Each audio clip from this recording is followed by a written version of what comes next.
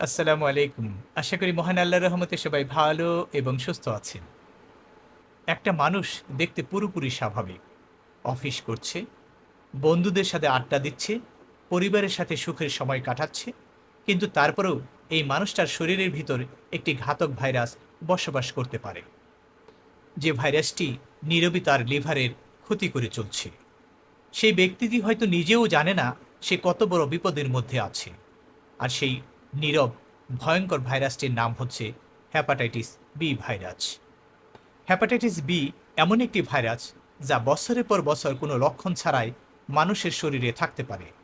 আর সেই সময়টাতেই ভাইরাসটি ধীরে ধীরে আমাদের লিভারের ক্ষতি করে থাকে। আজকের এই ভিডিওতে আমি আপনাদের জানাবো হ্যাপাটাইটিস বি কি, কিভাবে ছড়ায়, কিভাবে এটি শনাক্ত করা যায়, আর এর কোনো প্রকার চিকিৎসা আছে কিনা। আর সবচেয়ে গুরুত্বপূর্ণ বিষয় হচ্ছে আপনি কিভাবে নিজে ও নিজের পরিবারকে এই ভয়ঙ্কর ভাইরাস হতে নিরাপদে রাখতে পারেন। চলুন শুরু করা যাক। আমাদের শরীরের খুব গুরুত্বপূর্ণ একটি অঙ্গ হচ্ছে লিভার। এটা আমাদের শরীরে রাসায়নিক কারখানার মতো কাজ করে থাকে। লিভার আমাদের খাবার হজমে সাহায্য করে থাকে, শরীর থেকে বিষাক্ত বর্জ্য পদার্থ পরিষ্কার করে এবং শরীরে প্রয়োজনীয় শক্তি জমা করে রাখে। তাছাড়া আমাদের শরীরের জন্য প্রয়োজনীয় অনেক গুরুত্বপূর্ণ প্রোটিন এই লিভার তৈরি করে থাকে। হ্যাপাটাইটিস বি ভাইরাস মূলত লিভারকেই আক্রান্ত করে থাকে। হ্যাপাটাইটিস শব্দের অর্থ হল লিভারের প্রদাহ। সবচেয়ে ভয়ঙ্কর দিক হল মানুষ বছরের পর বছর হ্যাপাটাইটিস বি ভাইরাস নিয়ে বেঁচে থাকলেও অনেক ক্ষেত্রেই কোনো উপসর্গ দেখা দেয় না। তবে কিছু কিছু ক্ষেত্রে দুর্বল লাগতে পারে, ক্ষুধামন্দা অর্থাৎ ক্ষুধা কমে যেতে পারে, বমিভাব কিংবা জ্বর হতে পারে। তাছাড়া চোখ বা প্রস্রাবের রং হলুদ হতে পারে, পেটের ডান পাশে ব্যথা হতে পারে। কিন্তু সমস্যা হলো লক্ষণ না থাকলেও কিন্তু এই ভাইরাসটি আপনার শরীরের ভিতরে থাকতে পারে। হ্যাপাটাইটিস বি ভাইরাস মূলত রক্ত ও শরীরের কিছু তরলের মাধ্যমে ছড়িয়ে থাকে। আক্রান্ত ব্যক্তির রক্ত শরীরে নিলে কিংবা আক্রান্ত ব্যক্তির ব্যবহার করা সোচ বা সিরিঞ্জ ব্যবহার করলে এটি ছড়াতে পারে। তাছাড়া অনিরাপদ যৌন সম্পর্কের মাধ্যমে এটি ছড়াতে পারে। আক্রান্ত মায়ের শরীর থেকে নবজাতকের শরীরে এই ভাইরাস ছড়াতে পারে। তাছাড়া সেলুনের অপরিষ্কার ব্লেড বা ট্যাটু করার যন্ত্রের মাধ্যমে এটি ছড়াতে পারে। তাই যারা সেলুনের চুল কাটান তারা অবশ্যই চুল কাটানোর আগে নতুন ব্লেড ব্যবহার করে কিনা সে ব্যাপারটা নিশ্চিত হয়ে নেবেন। খাবার ভাগাভাগি করলে সাধারণত হ্যাপাটাইটিস বি ছড়ায় না। তার মানে একসাথে খাওয়া দাওয়া করলে, হাত মেলালে বা আলিঙ্গন করলে হ্যাপাটাইটিস বি ভাইরাস ছড়ায় না। এই ভাইরাসের ঝুঁকির মধ্যে থাকে সেই সব লোকজন যাদের পরিবারের কেউ হ্যাপাটাইটিস বি ভাইরাস দ্বারা আক্রান্ত থাকে। স্বাস্থ্যকর্মী অর্থাৎ ডাক্তার, নার্স, প্যাথোলজি টেকনিশিয়ানগণ আক্রান্ত হবার উচ্চ ঝুঁকিতে থাকেন। তাছাড়া যারা নিয়মিতভাবে রক্ত নেন, যেমন থ্যালাসেমিয়া আক্রান্ত রোগী অর্থাৎ যাদের ব্লাড ট্রান্সফিউশনের প্রয়োজন হয়, যারা ইনজেকশনের মাধ্যমে ড্রাগ নেয়, অনিরাপদ যৌন সম্পর্ককারী, ডায়ালাইসিসের রোগী, এরা সবাই হ্যাপাটাইটিস বি ভাইরাস আক্রান্তের উচ্চ ঝুঁকিতে থাকে। সব হ্যাপাটাইটিস বি ভাইরাস আক্রান্ত রোগী কিন্তু গুরুতর অসুস্থ হয় না।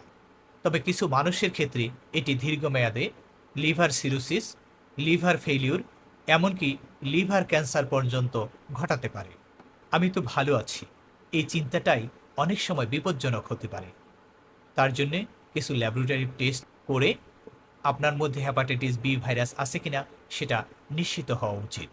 একটি সাধারণ রক্ত পরীক্ষার মাধ্যমে হ্যাপাটাইটিস বি ভাইরাস শনাক্ত করা যায়।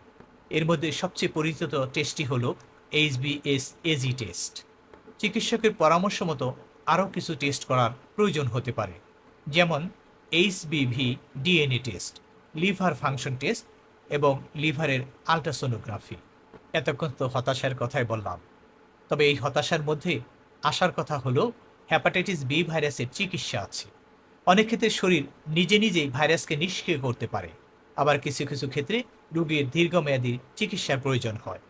সব রোগীর সবসময় ওষুধ লাগে না, তবে নিয়মিতভাবে ফলো আপ করাটা সব রোগীর জন্য অত্যন্ত গুরুত্বপূর্ণ। আমাদের অনেকেই সবচেয়ে বড় যে ভুলটি করে থাকে আর তা হলো ডাক্তারের পরামর্শ ছাড়াই ইউটিউব বা বিজ্ঞাপন দেখে লিভার ভালো করার ওষুধ খেয়ে থাকেন। অনেকে আবার কবিরাজি, টুটকা, পানি পড়া, ঝাড়ফুঁক করে থাকেন। এতে করে আপনার জীবন মারাত্মক ঝুঁকির মধ্যে পড়তে পারে। হেপাটাইটিস বি ভাইরাস থেকে বাঁচার সবচেয়ে কার্যকর উপায় হল ভ্যাকসিন নেওয়া। এই ভ্যাকসিন বেশ নিরাপদ এবং কার্যকরী। বর্তমানে বাংলাদেশের শিশুদেরও নিয়মিতভাবে টিকাদান কর্মসূচিতে এটি যোগ করা হয়েছে। এই টিকা সুস্থ সবল সকলেরই নেওয়া জরুরি, বিশেষভাবে নবজাতক আর যাদের পরিবারে আক্রান্ত সদস্য আছে। এছাড়া স্বাস্থ্যকর্মী অর্থাৎ ডাক্তার, নার্স, প্যাথোলজি টেকনিশিয়ানদের অবশ্যই এই টিকা নিতে হবে। দুঃখজনকভাবে কেউ যদি হেপাটাইটিস বি ভাইরাসে আক্রান্ত হয় তাহলে ভয় না পেয়ে সচেতন হতে হবে। আক্রান্ত ব্যক্তিকে নিয়মিতভাবে চিকিৎসকের ফলো আপে থাকতে হবে। অ্যালকোহল এড়িয়ে চলতে হবে। চিকিৎসকের পরামর্শ ছাড়া অপ্রয়োজনে কোনো ওষুধ খাওয়া যাবে না। পরিবারের অন্যান্য সদস্যের হেপাটাইটিস বি আছে কিনা সেটি পরীক্ষা করাতে হবে। প্রয়োজন হলে হেপাটাইটিস বির টিকা নিতে হবে। বেশিরভাগ আক্রান্ত রোগী সঠিক চিকিৎসা ও সচেতনতার মাধ্যমে স্বাভাবিক জীবনযাপন করতে পারে। হেপাটাইটিস বি সবসময় শব্দ করে আসে না, অনেক সময় এটা নীরব থাকে, আর সেই কারণেই সচেতন হওয়া অত্যন্ত জরুরি। একটি ছোট্ট পরীক্ষা, একটি ভ্যাকসিন, একটি সচেতন সিদ্ধান্ত আপনাকে এবং আপনার পরিবারকে ভবিষ্যতে বড় বিপদ থেকে নিরাপদে রাখতে পারে। আজকের মতো এখানেই শেষ করছি। ভিডিওটি উপকারী মনে হলে পরিবার এবং বন্ধু বান্ধবদের সাথে শেয়ার করুন, কারণ সচেতনতা ছড়ানো এক ধরনের প্রতিরোধ। মহান আল্লাহ রাব্বুল আলামিন সবাইকে ভালো, সুস্থ ও নিরাপদে রাখুন। আল্লাহ হাফিজ।